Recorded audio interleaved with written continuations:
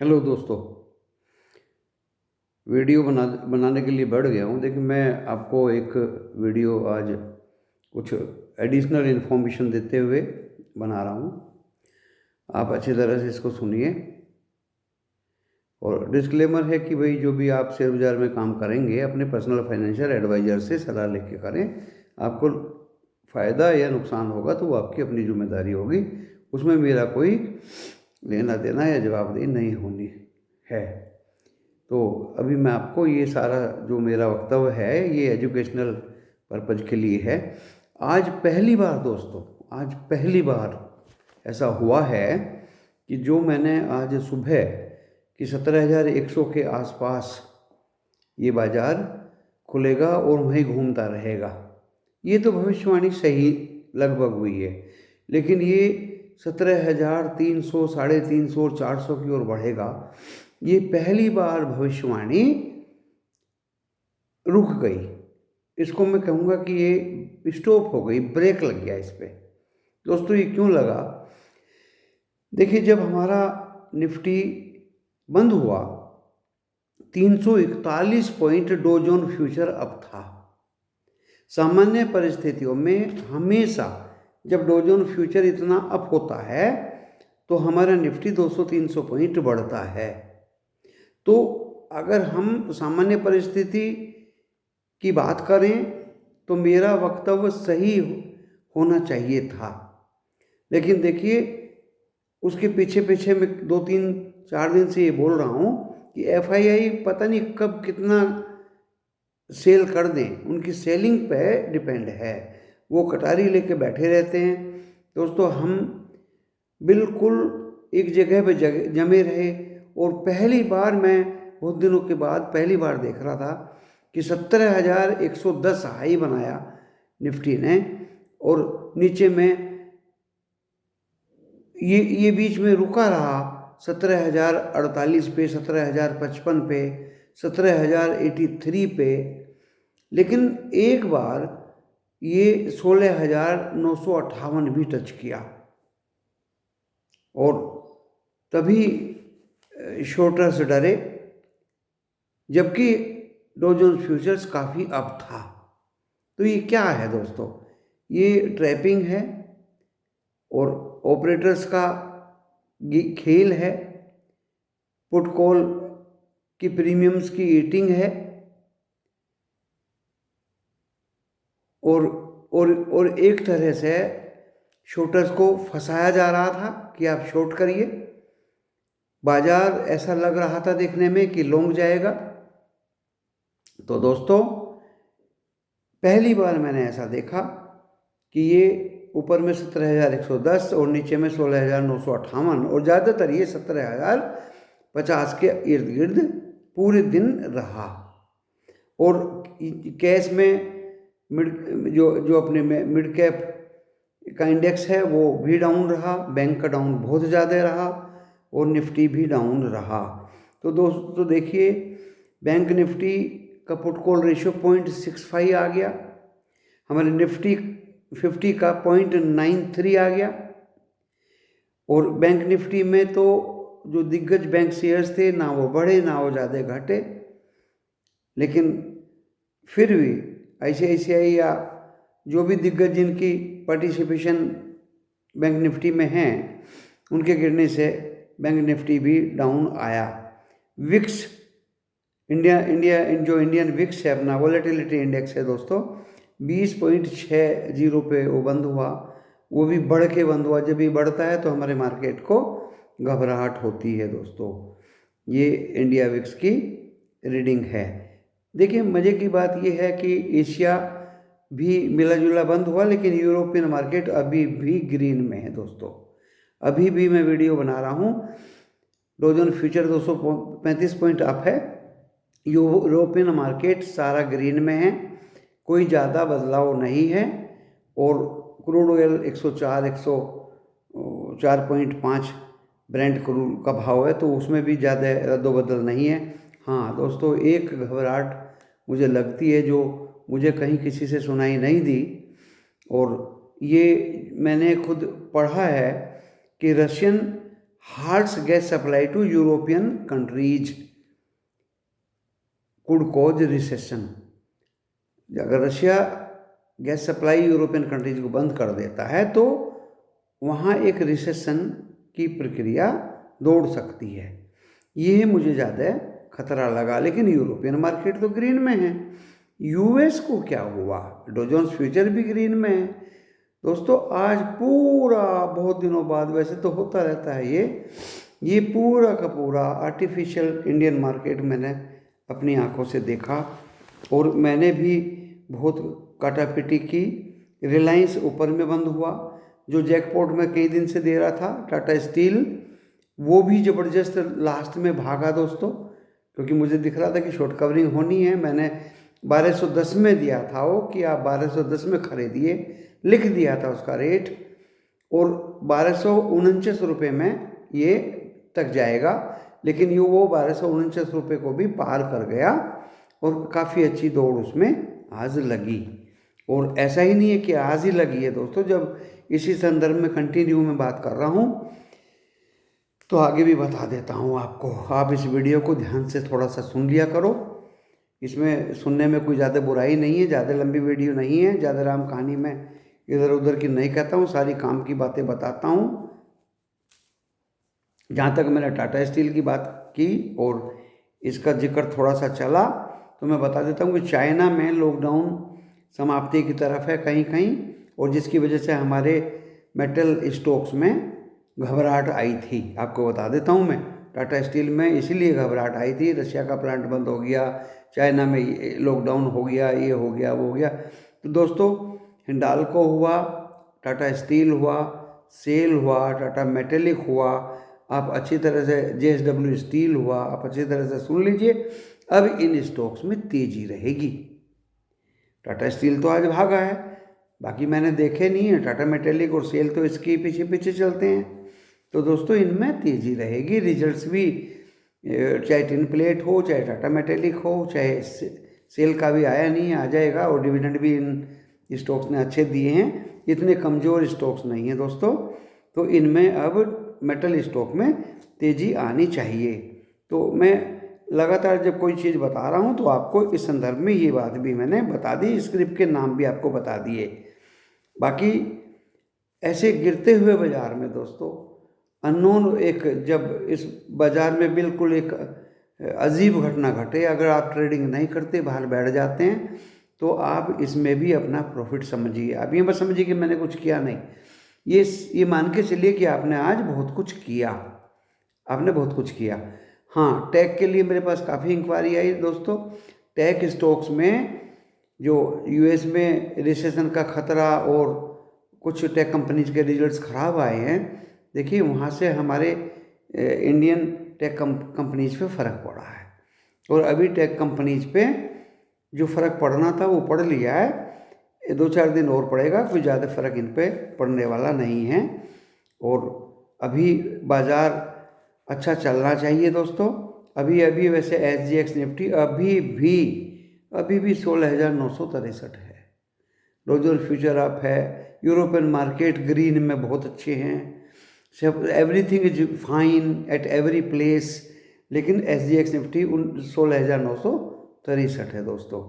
तो आज लगा कि FII ने माल तो बेचा है और उसका असर ज़बरदस्त हमारे बाज़ार पे पड़ा है। लेकिन मैं ये बता देता हूँ आपको कि बाज़ार आज तो अपनी जगह पे स्थिरता से बंद हो गया, और काटाफीटी करने वालों ने करी और पैसा कमाने वालों ने पैसा कमाया दोस्तों। तो मैं ये देख रहा था 6,714 तो सारे दिन दोस्तों मैं इस तलाश में रहा कि बाज़ार गिर कहाँ से रहा है। ना टाटा स्टील गिर रहा है, ना रिलायंस गिर रहा है, तो गिर कहाँ से रहा है दोस्तों। मुखालता आज बहुत बड़ा हुआ क्योंकि बजाज फाइनेंस के रिजल्ट्स बहुत अच्छे बताए गए। 7,200 कुछ था, बहुत अच्छा चलेगा, ये होगा वो होगा, 20 रुपये का डिविडेंड भी दिया है।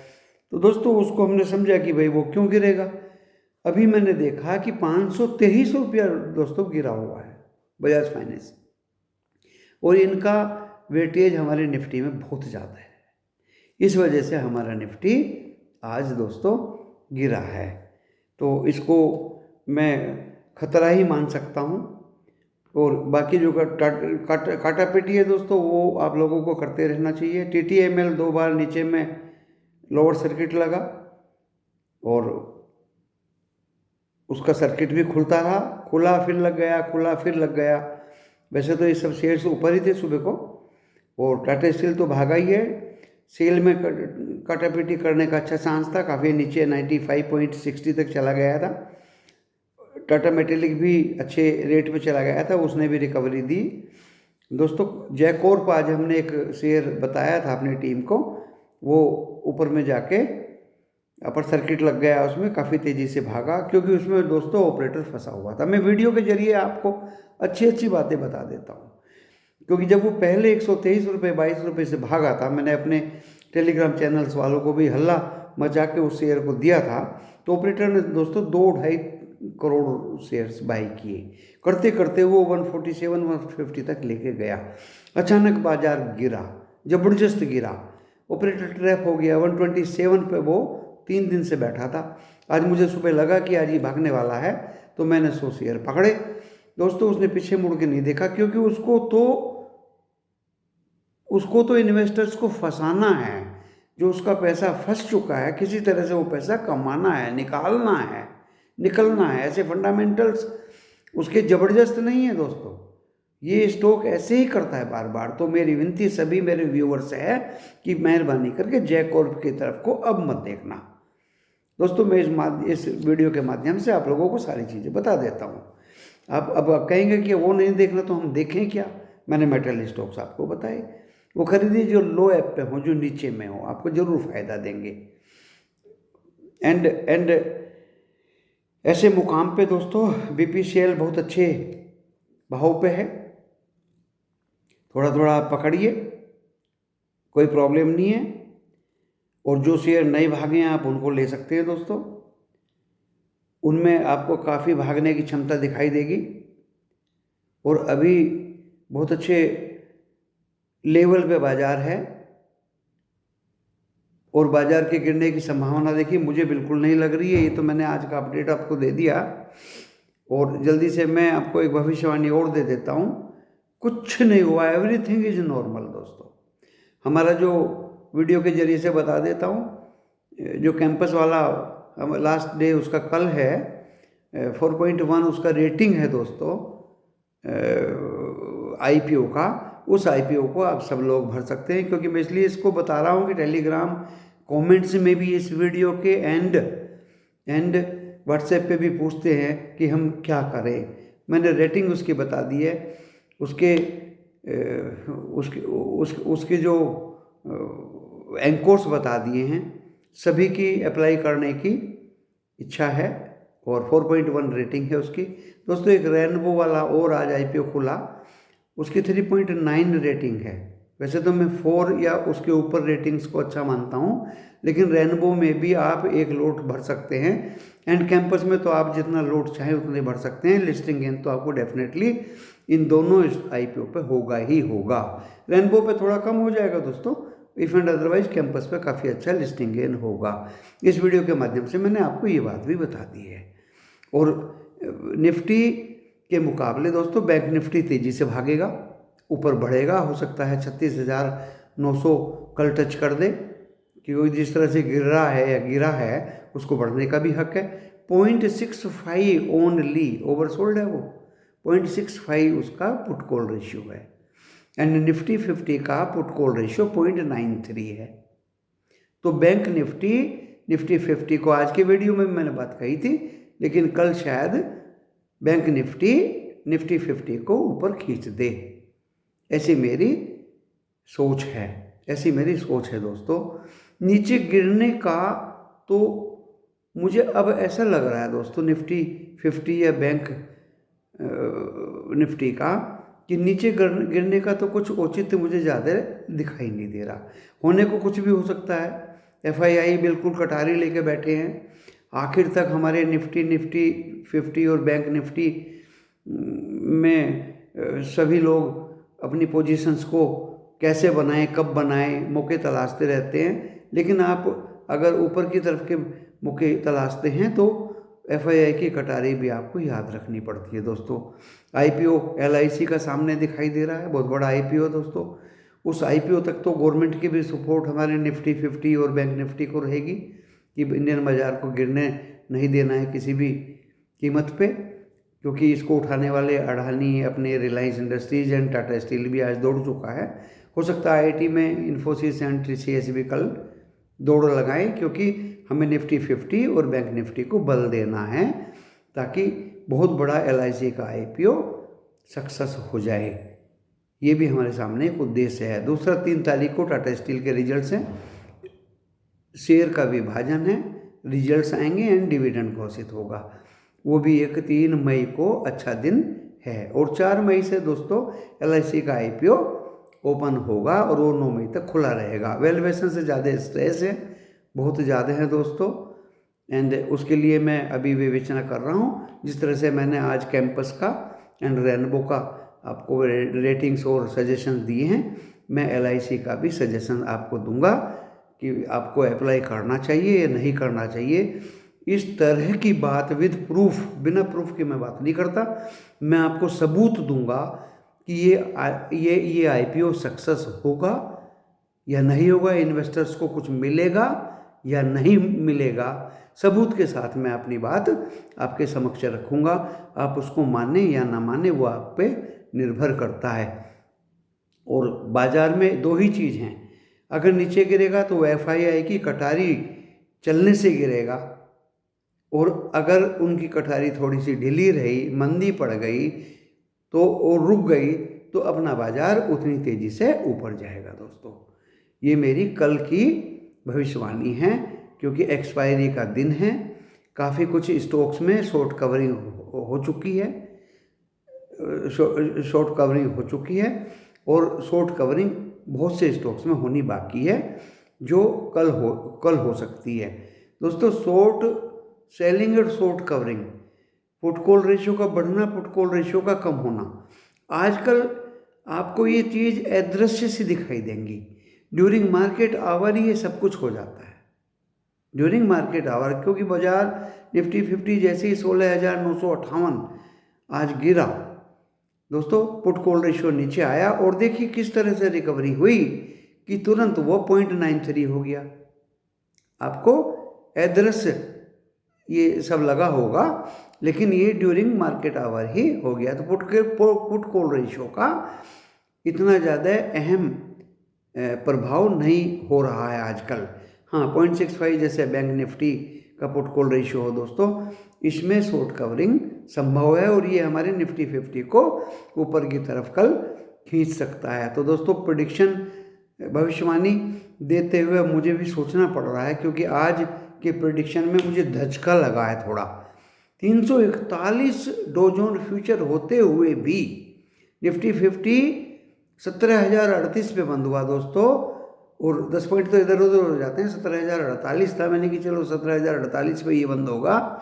तो दोस्तों, बिल्कुल भी डॉ जोन्स फ्यूचर्स का, यूरोपियन मार्केट की हरियाली का, अपनी एशिया का या क्रूड मंदी का कोई इफेक्ट आज मुझे निफ्टी 50 या बैंक निफ्टी पे दिखाई नहीं दिया। तो आपकी सजगता और धैर्य को ध्यान में रखते हुए मैं आपके भविष्य की उज्जवल कामना करते हुए अपने इस छोटे से वीडियो को यहीं विराम देता हूँ। नमस्कार।